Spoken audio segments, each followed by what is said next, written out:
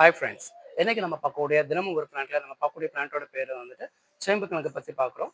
So இந்த பிளான்ட்டுடைய இருசொல் பேர் வந்துட்டு கொலகேஷியா எஸ்குலண்ட் அப்படின்னு பேர். இது ஏரைசிங்கக்கூடிய குடும்பத்தை சார்ந்தது. ஸோ இந்த சாம்பு கிழங்கு இதில் கிழங்குல வந்து ரொம்ப மகத்துவம் இருக்குது. அப்போ இந்த கிழங்குல நிறைய என்ன இருக்குன்னா, அந்த கொயாகுலேட்டட் சப்ஸ்டன்ஸ் அதிகமாக இருக்கிறதுனால, ஜெல்லி போல ஒரு சப்ஸ்டன்ஸ் இருக்கிறதுனால, இந்த கிழங்கு நம்ம வேக வச்சு சாப்பிட்றதுனால நம்மளுடைய பிரெயினில் என்ன செய்யுது, அசிட்டோகோலைன் அப்படின்னு சொல்லக்கூடிய கெமிக்கல்ஸை அதிக அளவு செக்ரேட் பண்ண நமக்கு ரொம்ப உதவியாக இருக்குது.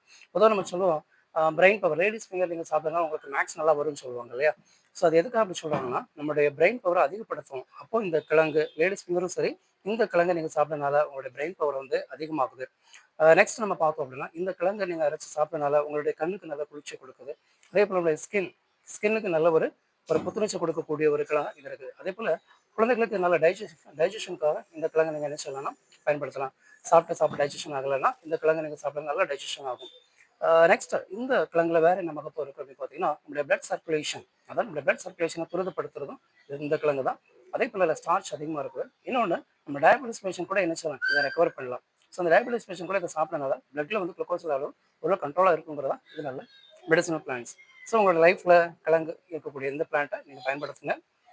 இதை என்ன செய்யுங்கன்னா, உங்களுடைய அன்றாட வாழ்க்கையில் உங்களுடைய சாப்பாட்டில் என்ன செய்யுங்க, இதை பயன்படுத்திக் கொள்ளுங்க. இதை லைக் பண்ணுங்கள், ஷேர் பண்ணுங்கள், சப்ஸ்கிரைப் பண்ணுங்கள். ஏதாவது டவுட் இருந்தால் கமெண்ட் பண்ணுங்கள். தேங்க்யூ.